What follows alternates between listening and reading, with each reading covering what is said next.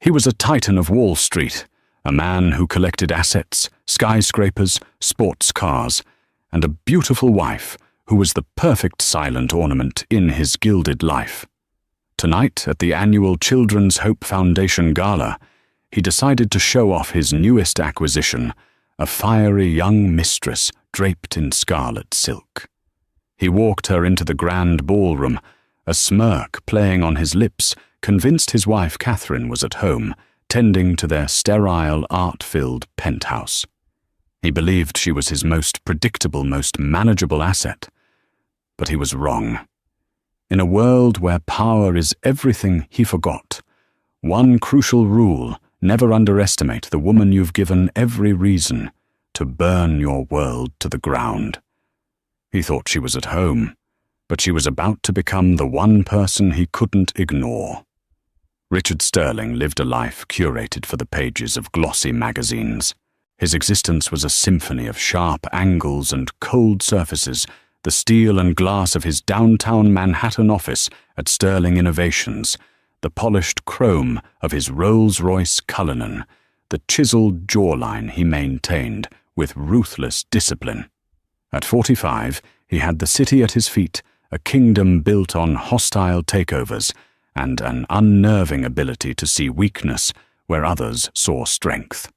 His wife, Catherine Vance Sterling, was, in his estimation, the masterstroke of his collection. She was beautiful in a way that spoke of old money and quiet grace, a stark contrast to the loud, fleeting beauty of the women he typically pursued. She was a Vance, a name that still held a whisper of legacy in certain Bostonian circles, but a legacy Richard believed was faded and irrelevant. He had married her 10 years ago, seeing her as the ultimate accessory, a woman who could host a dinner party with effortless elegance, and then fade into the background, leaving the spotlight solely on him. For a decade, Catherine played her part to perfection. She managed their sprawling Fifth Avenue penthouse with the quiet efficiency of a museum curator. She chose the art-approved the menus and wore the couture he bought for her with a serene smile. She was a ghost in her own life, her days a structured sequence of Pilates charity lunches and appointments at Bergdorf's. Richard saw her contentment as a reflection of his own success. He had given her a life of unimaginable luxury. What more could she possibly want? He never saw the flicker of calculation in her eyes when he detailed his business triumphs, nor did he notice the books she read when he was away. Not novels, but dense tomes on market analysis, corporate law and venture capitalism. He never questioned her late-night calls with her sister, which were in reality encrypted conferences with financial advisors and lawyers in Geneva. To Richard, Catherine was beautiful, placid, and most importantly, predictable. She was his safe harbor, the one constant in his turbulent world. This complacency was what led him to Jessica Croft. Jessica was everything Catherine was not. She was 26, a junior analyst at his firm, with a rapacious ambition that mirrored his own. She was bold, brash, and looked at him with an undisguised hunger that he found intoxicating. She didn't want a quiet life. She wanted to burn bright and fast, and she saw Richard as the ultimate accelerant. Their affair had been a thrilling, reckless game for the past 6 months. He installed her in a sleek apartment in Hudson Yards, showered her with gifts from Cartier and Chanel, and paraded her at discreet, high-end restaurants where he was unlikely to encounter his own social circle. But the game was growing old. Jessica was becoming demanding, eager for a public role, a validation of her status as his chosen one. The Children's Hope Foundation Gala was the perfect opportunity. It was the premier philanthropic event of the fall season, a glittering affair held at the American Museum of Natural History. Catherine, he reasoned, despised these events. She always claimed the forced pleasantries and social climbing gave her a headache. "Darling," he'd said a week prior, loosening his tie as he strode into their cavernous living room, Catherine was arranging white orchids in a vase, her back to him. "The Children's Hope Gala is next Friday. I know how you loathe it. I told Beatrice Lowell we'd make a sizable donation, but I'll attend alone. Represent the family." Catherine had turned a small, placid smile on her face. Her grey eyes, which he once thought were merely soft, seemed to hold a depth he couldn't be bothered to explore. "Oh, Richard, that's thoughtful of you. Yes, you're right. All those flashing cameras. You handle it so much better than I do. I think I'll just have a quiet night in. Maybe finish that new biography I started." He felt a surge of triumph at her easy acquiescence. It was perfect. "I'll need to take someone from the office, of course," he added a casual lie. "For networking, young Jessica Croft from M&A. Sharp girl. It's good for her to see this side of the business." He watched her for any sign of suspicion, any crack in the serene facade. There was none. She simply nodded, turning back to her flowers. "Of course. Give Beatrice my best, and make sure you get a photo for the society pages. It's good for the firm's image." "I always do, sweetheart," he said, kissing the top of her head before heading to his study. He missed the way her hand paused just for a second over a pristine white petal. He missed the glint in her eyes, as sharp and cold as the diamonds he'd once bought her. In his study, he immediately called Jessica. "Get ready, kitten," he purred into the phone. "You're making your official debut. I'm sending a car to take you to Carolina Herrera tomorrow. Pick out something spectacular. Something red." On the other end of the line, Jessica squealed with delight. For Richard, it was a simple transaction. He was upgrading his companion for the evening, swapping out classic elegance for modern fire. He felt powerful, untouchable, the master of his universe, completely oblivious to the fact that the foundations of his kingdom were already crumbling, eroded by the quiet, patient work of the woman in the other room. The week leading up to the gala unfolded in two entirely separate realities, orbiting the same man but existing in different universes. In one reality, there was Richard and Jessica. Theirs was a world of breathless excitement and conspiratorial whispers. Richard, feeling magnanimous, had given Jessica a black Amex card and a single instruction: "Look like you belong." Jessica took the directive to heart. The trip to the Carolina Herrera boutique on Madison Avenue was like a scene from a movie she'd always dreamed of starring in. She swanned through the plush carpets, the cloying scent of perfume and money filling her senses. She chose a gown of crimson silk, a dramatic floor-sweeping affair with a plunging neckline and a slit that climbed daringly up her thigh. It was a statement piece, a dress designed to be noticed to scream for attention. "It's audacious," Richard commented when she sent him a picture from the dressing room. He could hear the nervous excitement in her voice over the phone. "Is that bad?" she asked, her voice small for the first time. "No." He chuckled. "It's perfect. You'll be my scarlet letter. A beautiful, bold secret everyone will want to know." The rest of her week was a flurry of preparations, funded by his generosity. There were appointments with a celebrity hairstylist, a makeup artist who worked with Vogue cover models, and a final fitting where the dress was tailored to cling to her every curve. She bought new shoes from Jimmy Choo and a diamond tennis bracelet from Tiffany's, a little pre-gala gift from Richard. Each night, she and Richard would meet at her apartment. He'd pour them glasses of a vintage Bordeaux he had delivered from his private cellar, and she'd model her progress.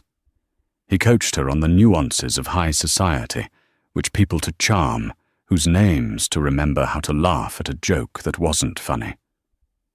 "Beatrice Lowell, the event chair, is an old dragon," he instructed, swirling the wine in his glass. "Be polite, but don't try too hard. She can smell desperation a mile away. My main business rival Marcus Thorne will likely be there. Ignore him.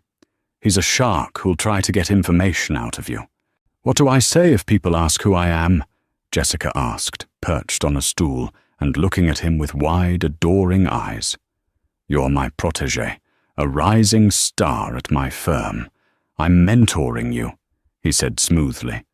It's the perfect cover, plausible, respectable, and it makes me look benevolent. Jessica felt a thrill run through her. She wasn't just a mistress, she was a protégé. It sounded important, official. She was being initiated into his world. She practiced her smile in the mirror, her walk, her casual, knowing laugh. She was a woman on the verge of having everything she'd ever wanted, and she was utterly blind to the fact that she was merely a prop in a play whose script she hadn't read.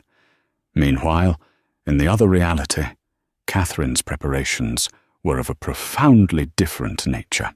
Her week was also a series of appointments, but they took place not in glittering boutiques, but in the hushed wood-panelled law offices of Sullivan and Cromwell, and the discreet meeting rooms of a private wealth management firm overlooking Central Park.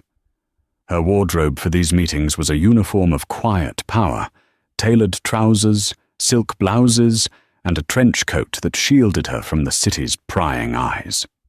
Her loyal assistant Grace, a sharp woman in her late 50s, who had worked for Catherine's family for decades, managed her schedule with military precision.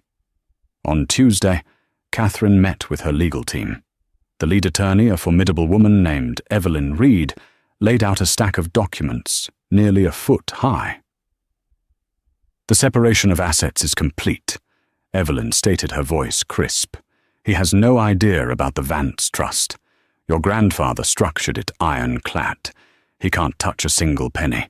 We've established the new holding companies under the V.C. Sterling name. They're clean, untraceable to him for now. And the real estate? Catherine asked, her gaze unwavering. The Hamptons property was purchased entirely with trust funds. He has no claim. The deeds for the London flat and the Swiss chalet are already transferred. As for this penthouse, Evelyn gestured around the opulent room. It's in his name. Let him have it. It's just a cage, after all. On Wednesday, Catherine met with her financial team. They walked her through the portfolio she had been secretly building for the last 5 years. Using the formidable inheritance her grandfather had left her, a fact she had deliberately obscured from Richard, allowing him to believe her family was genteel but broke, she had made a series of incredibly shrewd investments. She had backed 3 small tech startups, 2 of which were now on the brink of unicorn status. She had diversified into biotech and renewable energy. Her net worth, independent of Richard, was staggering. It was approaching his own. The launch of the Vance Initiative for Women in Technology is ready to go live, her chief advisor said. The website, the press released the initial round of funding grants. It's all queued up. All we need is your final go-ahead. Friday night, Catherine said calmly, at 10 p.m. Eastern Time, exactly when the gala is in full swing. Her final and most important meeting was on Thursday afternoon, a quiet tea at the Carlyle with Beatrice Lowell. Beatrice, a woman whose name commanded respect in every corner of New York society, was a dear friend of Catherine's late mother. She was one of the few people who knew the real Catherine, the brilliant strategic mind hidden behind the society wife facade. "Are you truly ready for this, my dear?" Beatrice asked, her sharp blue eyes full of concern and admiration. "Once this stone is thrown, the ripples will become a tidal wave." "I've been ready for years, Beatrice," Catherine replied, her voice steady. "He's become careless. He thinks I'm a porcelain doll on his shelf. It's time he learned that dolls can walk away, and sometimes they can tear down the whole house." Beatrice smiled, a rare, genuine expression that transformed her stern features. "Your mother would be so proud. The introduction is written. I'll make sure the spotlight is perfectly positioned." What will you be wearing?" For the first time that week, Catherine's thoughts turned to her attire. It was a detail, but an important one. It was a piece of armor. "I had something commissioned," she said, "from a young, independent designer. It's not a brand he would recognize." That evening, back at the penthouse, Catherine found a receipt in the pocket of one of Richard's jackets as she was sending it to the dry cleaner. It was from the Carolina Herrera boutique, a charge for an exorbitant amount. Attached was a small embossed gift card slip. The message in his familiar scrawl read, "For my star, shine bright, R." She looked at the slip, her expression unreadable. She felt no anger, no jealousy. All she felt was a cold, clear certainty.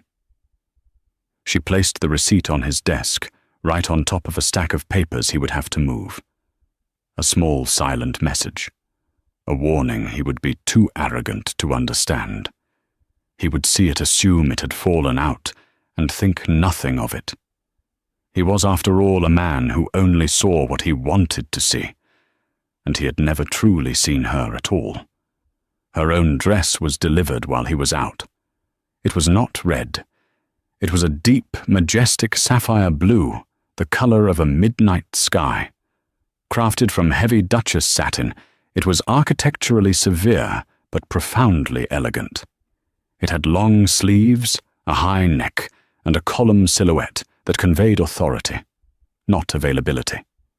It was the dress of a queen, not a mistress. As she stood before the mirror, she saw not Catherine Sterling, the millionaire's wife, but Catherine Vance, a woman about to reclaim her name, her future and her power. The air inside the Milstein Hall of Ocean Life at the American Museum of Natural History was thick with the scent of expensive perfume and the low hum of powerful conversations. A colossal life-sized model of a blue whale hung suspended from the ceiling, a silent, majestic observer of the human drama unfolding below. Light projectors cast dappled water-like patterns across the walls, making it feel as though the city's elite were dining at the bottom of a magical sea. This was the Children's Hope Foundation Gala, the glittering apex of New York's philanthropic calendar. Richard Sterling made his entrance with Jessica Croft on his arm, precisely at 8 o'clock, the fashionable peak of arrival time. He was a master of such things, understanding the subtle calculus of being neither too early nor too late. He wore a custom Tom Ford tuxedo, the dark fabric seeming to absorb the light around him, making him a point of gravitational focus. Jessica was a supernova beside him. The red Carolina Herrera gown was a slash of vibrant color in the sea of elegant black, navy, and jewel tones. It clung to her, a second skin of silk that announced her presence with the subtlety of a fire alarm. Diamonds glittered at her throat and wrist, borrowed from a jeweler, courtesy of Richard for the night. Her hair was swept up in an elaborate style, and her smile was both dazzling and tight with nerves. She clutched Richard's arm, her knuckles white, feeling the weight of hundreds of judgmental eyes. "Relax," Richard murmured, his voice a low vibration against her ear. "You look magnificent. Just remember what I told you. Smile, nod, and let me do the talking." He navigated the room with the effortless grace of a predator in its natural habitat. He greeted a tech billionaire here, a senator there, clapping them on the back, his laughter booming and confident. To anyone who inquired about his companion, he used the pre-rehearsed line. "This is Jessica Croft, one of my brightest analysts at the firm. I'm convinced she's going to be running the place one day. I thought it was time she saw how the real deals are made." The line worked perfectly. The men would look at Jessica with a new appraising glint in their eyes, a mix of professional interest and personal speculation. The women would offer tight, knowing smiles, their gazes sweeping over Jessica's dress, her youth, and her proximity to Richard, drawing their own swift and accurate conclusions.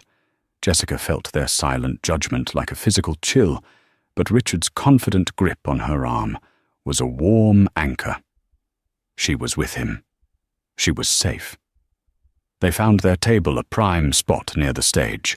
It was table 7 reserved for sterling innovations.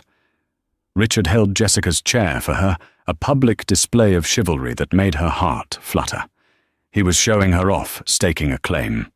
From their vantage point, they had a perfect view of the room's ecosystem. Richard pointed out the key players. "See that man with the white hair? That's Robert Miller, the chairman of the Federal Reserve. Don't stare. The woman he's with is his wife, not his mistress for once. And over there, that's Marcus Thorne." Richard's voice tightened almost imperceptibly.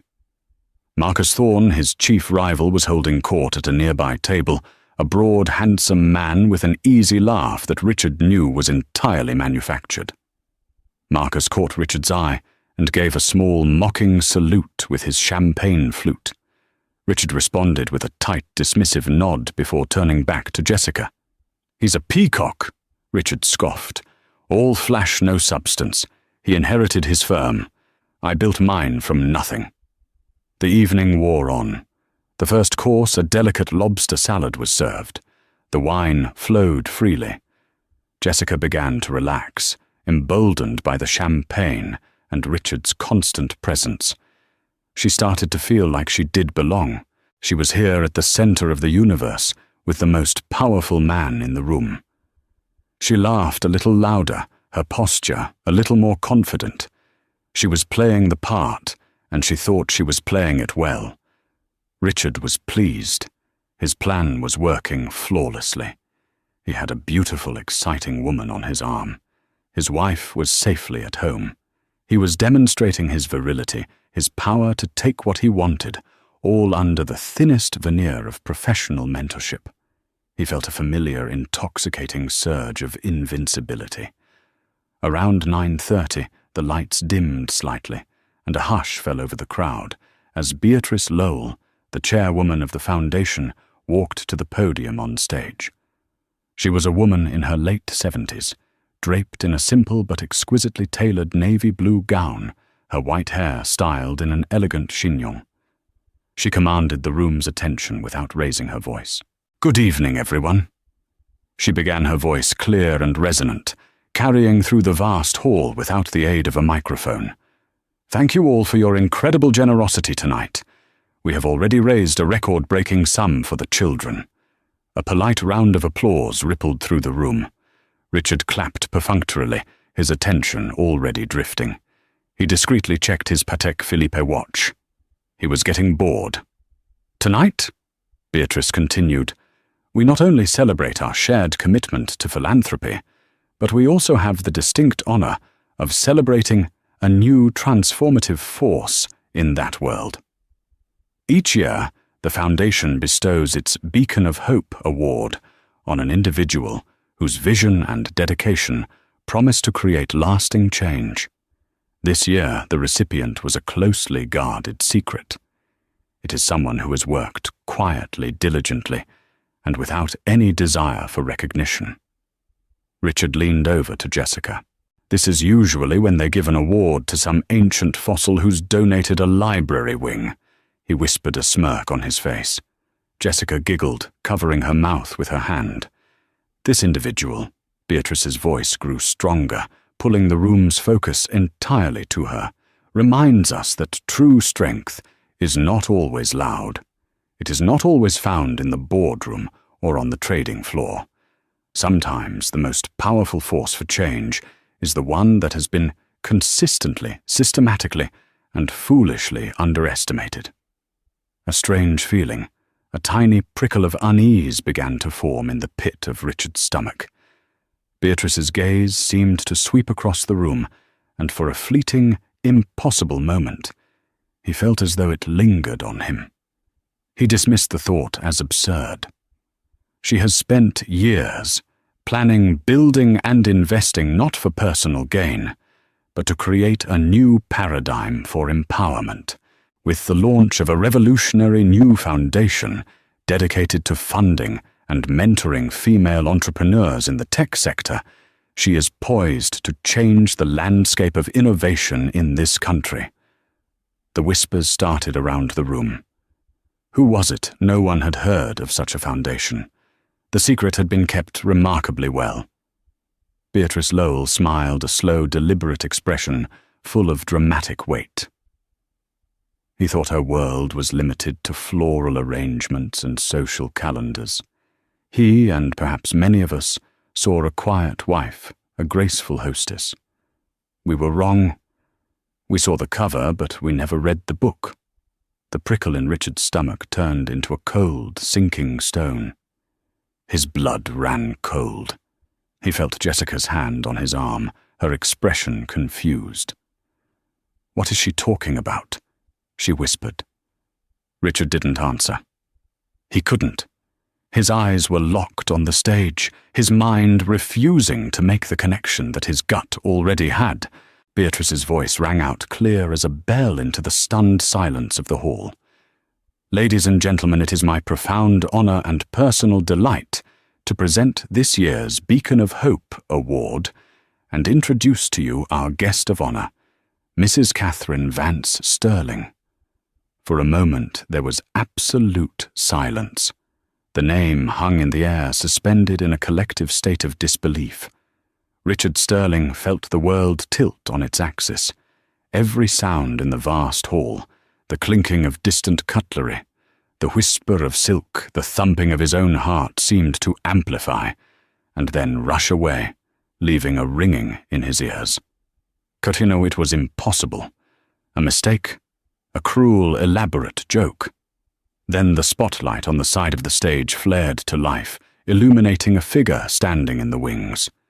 She walked onto the stage, not with the hesitant, retiring gait he was used to, but with a smooth, deliberate confidence that was utterly foreign. The Catherine who emerged from the shadows was someone he didn't recognize. The sapphire-blue Schiaparelli gown was a statement of regal authority. It didn't plead for attention like Jessica's scarlet dress. It commanded it. Her hair was not in its usual soft chignon, but styled in sleek, elegant waves that framed a face that looked as though it were carved from marble. Her expression was serene, composed, and held a power that stunned the room into a deeper silence. A single perfectly placed piece of jewelry, a breathtaking diamond necklace that Richard had never seen before, a Vance family heirloom she had kept hidden away, rested against her collarbone, catching the light like frozen fire. The first sound was a gasp from a nearby table, followed by a ripple of frantic whispers that spread through the hall like a contagion. "Is that Sterling's wife? I thought she never came to these things. My God, look at her." Then came the flashbulbs. A handful at first, then a blinding stroboscopic onslaught.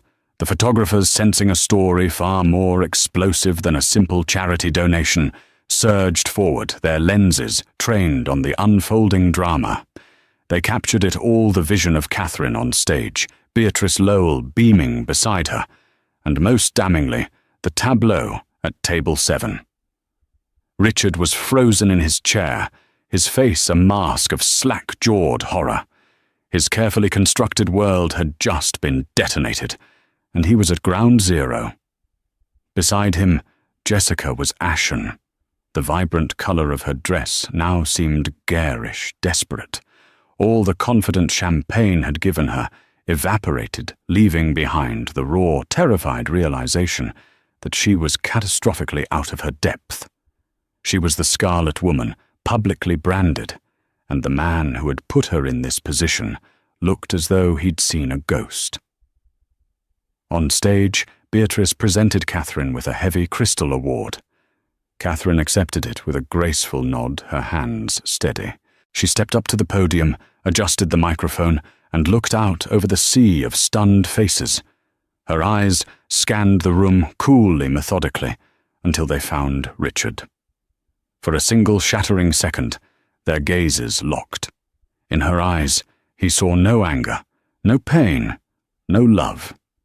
He saw nothing. It was the detached, dispassionate look one might give a failed investment. A problem to be liquidated. Then she looked away from him, her focus shifting to the wider audience, and began to speak. Her voice, when it came, was not the soft, hesitant murmur he was accustomed to hearing at home.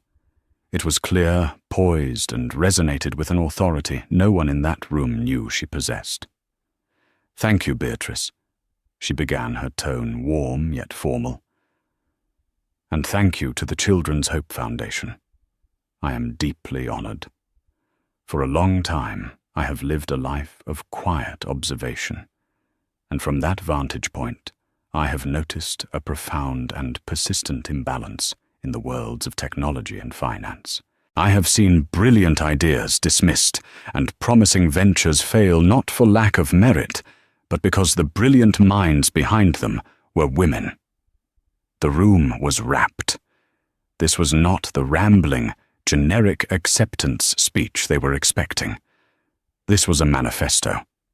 We are told that ambition is a virtue in a man, but a flaw in a woman. That to be powerful, we must emulate the most ruthless aspects of the men who dominate the field. She continued, her voice gaining strength. I believe that is a false choice. I believe there is a different way to build, to innovate, and to lead. One based on collaboration, not conquest. On mentorship, not intimidation. Richard could feel hundreds of pairs of eyes darting between him and the woman on stage. He was being filleted in public, not by accusation, but by contrast. She was everything he wasn't. That is why tonight I am officially launching the Vantas Initiative, Catherine announced. Named for my mother, a woman of quiet strength and brilliant intellect, who never had the opportunities she deserved. The Vance Initiative is a venture capital fund and mentorship program with an initial endowment of $100 million. Another collective gasp swept the room. $100 million. Where on earth did Catherine get that kind of money? Richard's mind reeled. The Vance Trust, her grandfather, the stories he'd dismissed as faded family lore. It was all real. She had her own fortune, a fortune she had hidden from him for a decade. Dedicated solely to funding and supporting startups founded by women. Our mission is to seek out the overlooked, to empower the underestimated, and to fundamentally re-engineer the architecture of opportunity. She concluded her speech with a simple, powerful call to action, inviting others to join her cause. She never mentioned Richard. She didn't have to. The entire speech was an indictment of his world, his methods, his values. She had built a new kingdom right under his nose, and this gala was not an awards ceremony, it was a coronation. The applause when it came was thunderous. It was genuine, explosive, and filled with respect. The women in the room in particular were on their feet, their faces alight with inspiration. They weren't just clapping for Catherine's philanthropy. They were clapping for her audacity, for the sheer, breathtaking genius of her coup. As Catherine stepped away from the podium, Beatrice Lowell took her arm, shielding her. Marcus Thorne, Richard's rival, was one of the first to approach the stage, his face split in a wide grin of pure, unadulterated admiration and schadenfreude. He reached Catherine, shook her hand warmly, and said something that made her laugh, a genuine musical sound that cut through the noise of the room and stabbed Richard in the heart. The spell that held him broke. He had to get to her to control the narrative to fix this. He stood up his chair, scraping loudly against the floor. "What are you doing?" Jessica hissed, grabbing his arm. Her face was pale with panic. "Richard, everyone is staring at us." He shook her off, his eyes wild. "Stay here," he commanded, his voice a low growl. He started towards the stage, shouldering his way through the crowd of well-wishers that had already formed a protective phalanx around Catherine. He was Richard Sterling. He would not be made a fool of. He would what he had no idea. He just knew he had to reclaim control. But as he got closer, a well-dressed man with an earpiece, Beatrice's private security, stepped politely but firmly into his path. "Sir, I'm afraid Mrs. Sterling is occupied at the moment." Richard stared at the man, dumbfounded. "I am her husband." The security guard's expression didn't flicker. "My instructions stand, sir. Perhaps you should return to your table." Defeated and publicly neutered, Richard could only watch as his wife, the woman he thought was a mere possession, held court surrounded by the most powerful people in the city. She was radiant, untouchable, and completely, utterly free of him.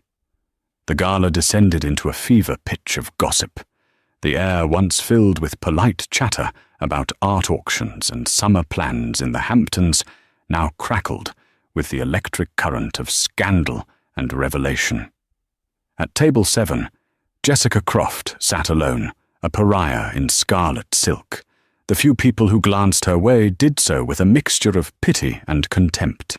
Richard had abandoned her, striding furiously towards the exit, barking into his phone at his driver. He had left her stranded in the smouldering crater of his life. Jessica felt a wave of nausea. Her grand debut had become her public execution. She was no longer a mysterious protégée. She was a cheap cliché, the other woman in a story that was now infinitely more interesting than she was. Gathering what little dignity she had left, she stood up her Jimmy Choo heels, sinking slightly into the plush carpet, and walked head held high towards the exit, enduring the gauntlet of whispers and stares. Her Cinderella night was over. She had left her glass slipper, her reputation, and her career prospects shattered on the ballroom floor. Richard, meanwhile, was in his Cullinan, speeding through the glittering streets of Manhattan. The city lights, which usually made him feel powerful, now seemed to mock him. He was calling Catherine's cell phone repeatedly. Each call went directly to voicemail. The recorded message, her calm, familiar voice, now sounded like a taunt. "Catherine, pick up the goddamn phone!" He roared at the recording, slamming his fist against the leather seat. "We need to talk. You have no idea what you've just done." But she did. She knew exactly what she had done. Back at the museum, Catherine was not talking to her husband. She was talking to the Wall Street Journal. A seasoned reporter sensing the real story of the night had been granted a brief exclusive interview facilitated by Beatrice. "Mrs. Sterling." The reporter asked, her pen poised. "This is an extraordinary move. The Vance initiative seems to have come out of nowhere." "Good things rarely come from nowhere, Ms. Davis," Catherine replied, her voice composed. "They are grown in silence. The initiative has been in development for over 5 years. We have already vetted and approved our first round of investments totaling $20 million, which will be announced tomorrow." The reporter's eyes widened. This wasn't just a pledge, it was a fully operational fund. Catherine was not just making a statement. She was launching an empire. "And your husband, Mr. Sterling," the reporter ventured, treading carefully. "Is he a partner in this venture?" Catherine's smile was polite, but icy.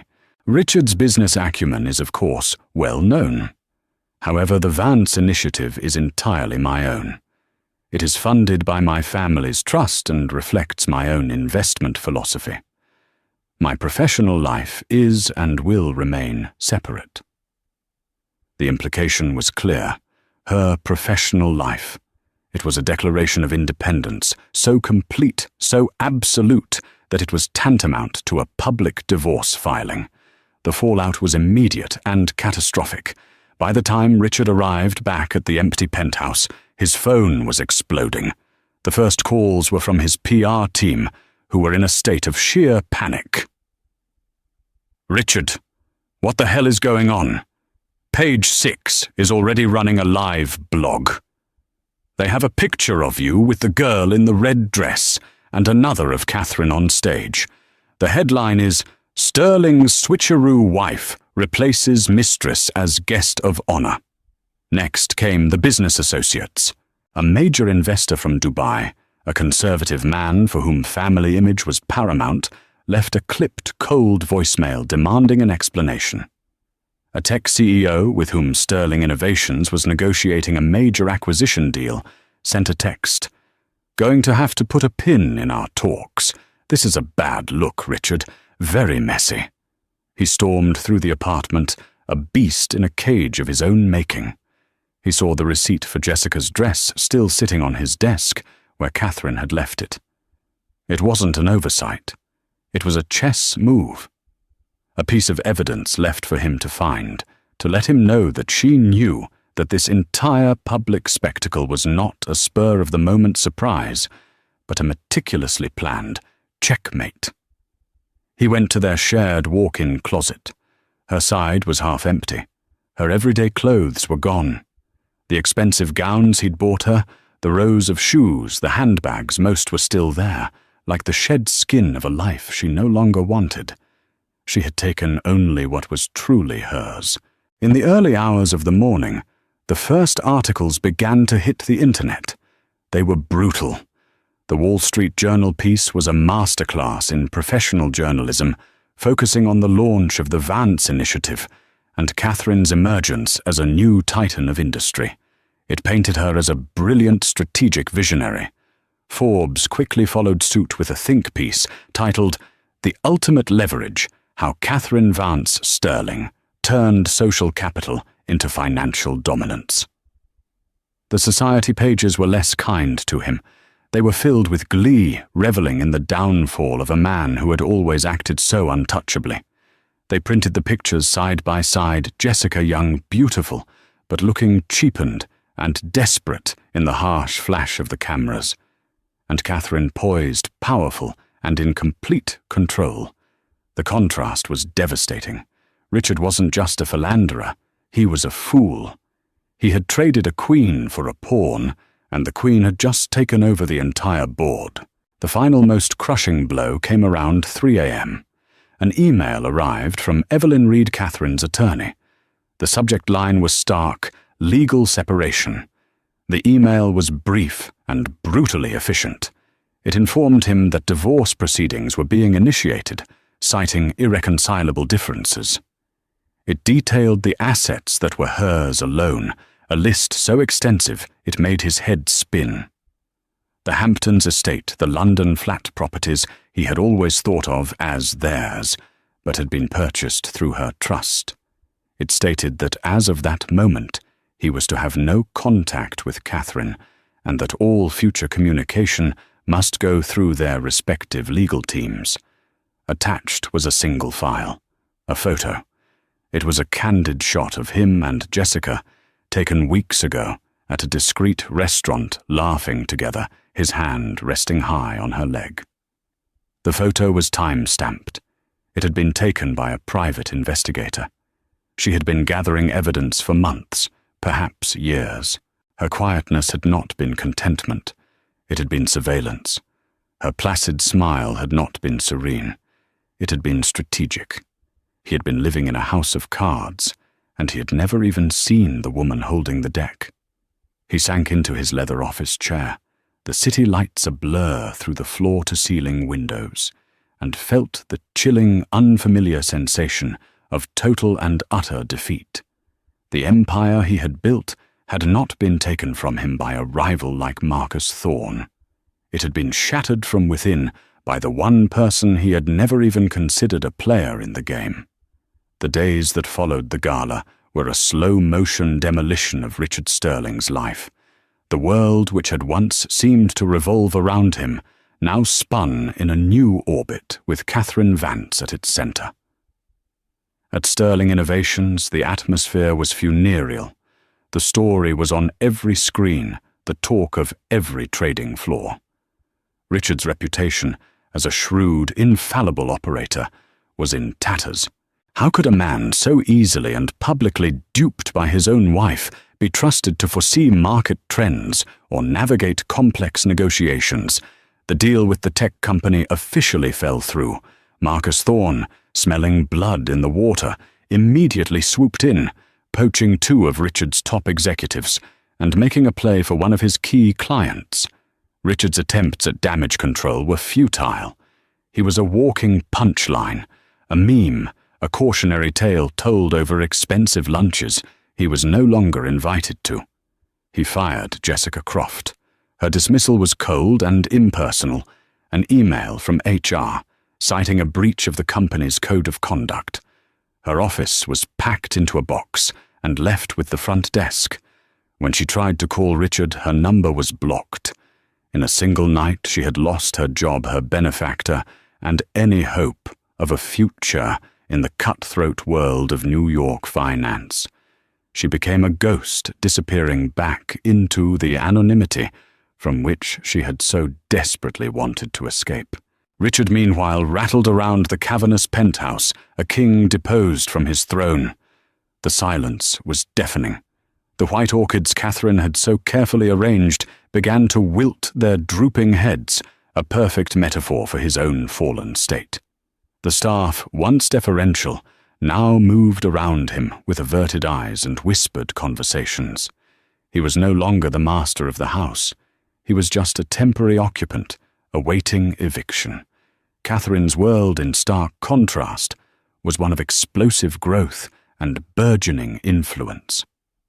The headquarters of the Vance Initiative, located in a chic, light-filled loft in the meatpacking district, was a hive of activity. The $100 million endowment had been a conservative opening bid.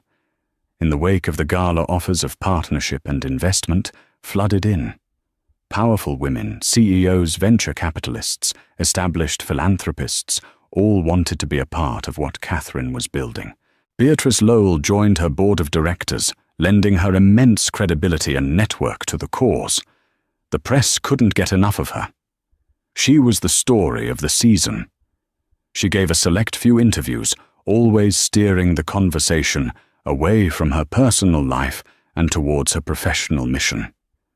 She was articulate, passionate, and formidably intelligent.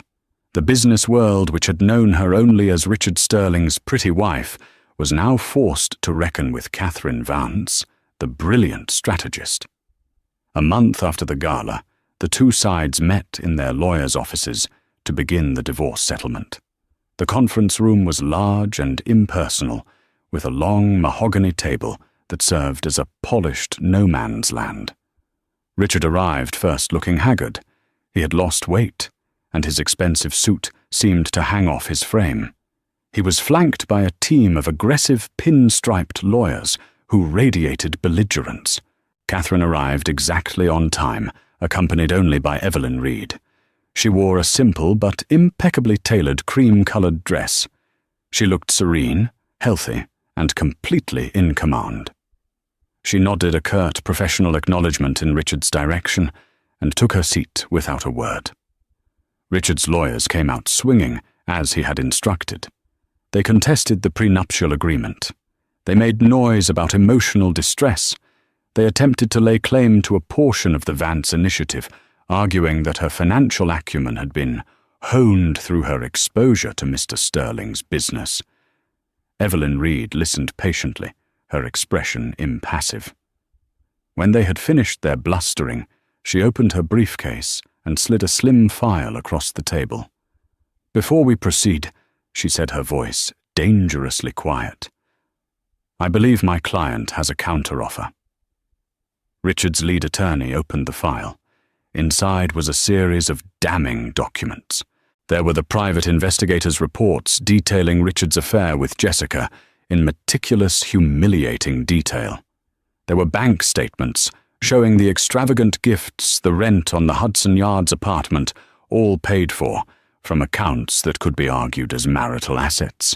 But that wasn't the worst of it. The final documents were sworn affidavits from 2 former female employees of Sterling Innovations. Both detailed instances of inappropriate advances from Richard, veiled threats to their careers if they didn't comply, and a hostile work environment. They were sealed non-disclosure agreements, already signed by the women, in exchange for generous severance packages from the Vance Initiative. These women were prepared to go public, Evelyn stated calmly. My client, however, felt that a protracted and ugly media battle would be unseemly.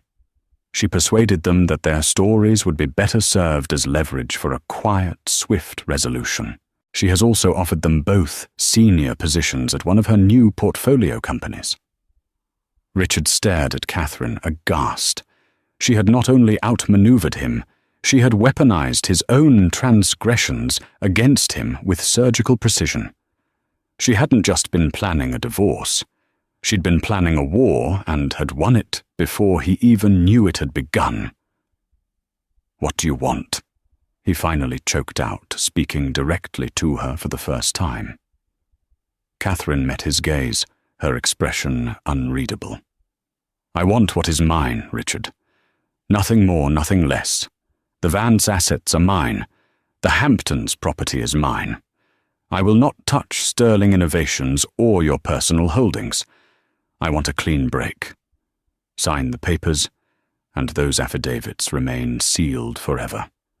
Contest this, and they will be delivered to the New York Times by courier this afternoon." Richard's lawyers were pale. They knew a checkmate when they saw one.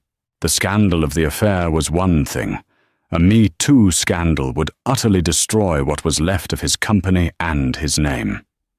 He looked across the table at the woman he had lived with for 10 years, the woman he thought he knew he owned. He had seen her as a beautiful, fragile piece of porcelain. He realized now that she was made of steel. "Sign the papers," he said to his lawyer, his voice a hoarse whisper. It was the only move he had left. He was no longer a king, not even a player. He was just a man trying to salvage a few scorched pieces from the ruins of his former life. 6 months later, spring had arrived in New York City, painting the trees in Central Park with strokes of vibrant green. The city had moved on as it always does. The Sterling scandal was now old news, a fossilized piece of gossip replaced by newer, fresher dramas. But the consequences of that night remained, having permanently altered the landscape of 2 lives. Richard Sterling was a diminished figure.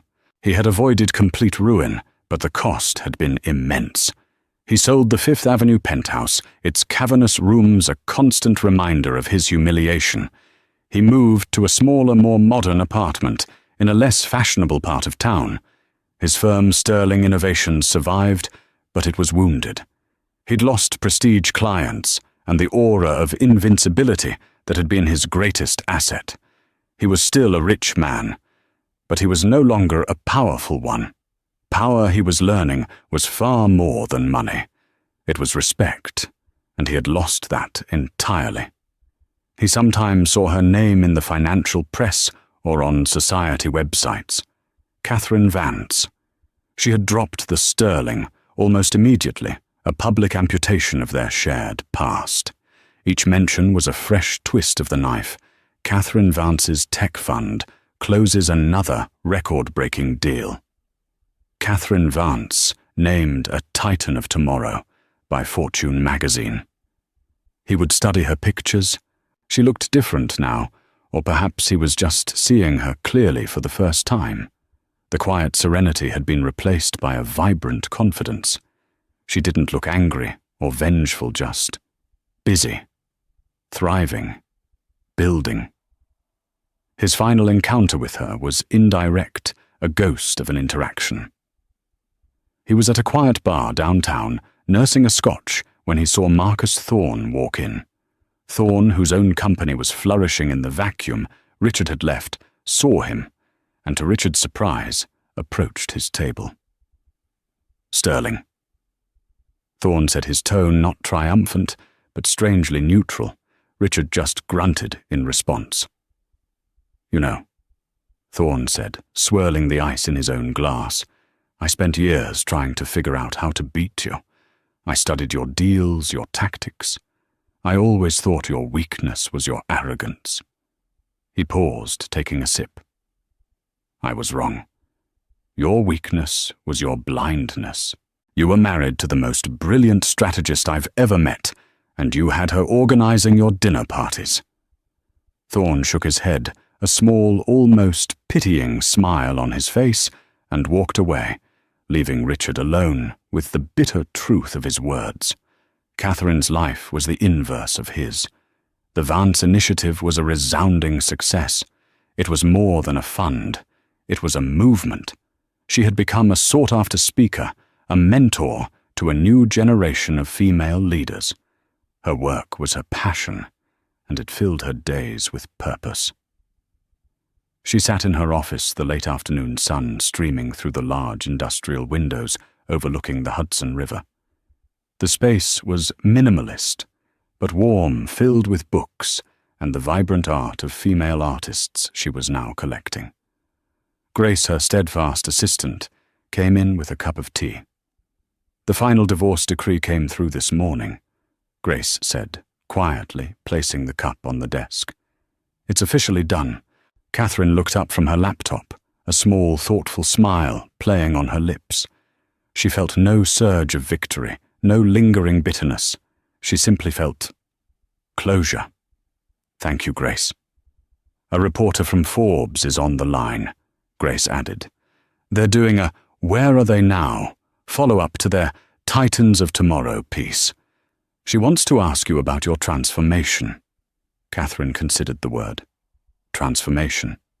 It implied she had changed from one thing into another, a caterpillar into a butterfly.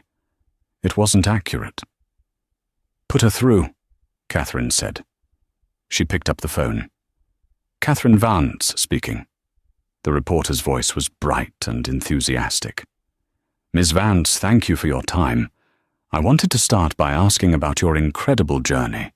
People talk about your transformation from a quiet society wife to a powerhouse CEO. Can you tell me what that felt like?" Catherine leaned back in her chair, gazing out at the river, at the endless flow of water heading towards the open sea. "That's a common misconception," she said, her voice calm and clear, the voice of a woman who knew exactly who she was. It wasn't a transformation. It was an unveiling. I was always this person. The world, and one man in particular, just never bothered to look closely enough to see it. This isn't a new chapter. I'm not the woman he created, or the woman who reacted to him.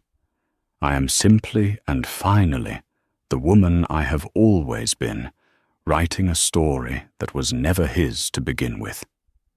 And so Catherine's story became a legend, whispered in boardrooms, and at charity galas, a testament to the fact that the greatest power often lies in being underestimated. Richard Sterling became a ghost of his former self, a lesson in arrogance, while Catherine Vance built an empire on the foundations of his neglect. Her victory wasn't just in the money she made or the company she built. It was in the reclaiming of her own name, her own story. What did you think of Catherine's epic power move? Was it cold-hearted revenge or a brilliant act of self-liberation? Let us know your thoughts in the comments below. We read every single one. If you were captivated by this story of quiet strength and spectacular vindication, please show your support by hitting that like button. Share this video with anyone who loves a story where the underdog doesn't just win, they change the entire game. And most importantly, subscribe to our channel and ring that notification bell so you never miss another tale of justice, intrigue, and the incredible power that lies within us all. Thank you for listening.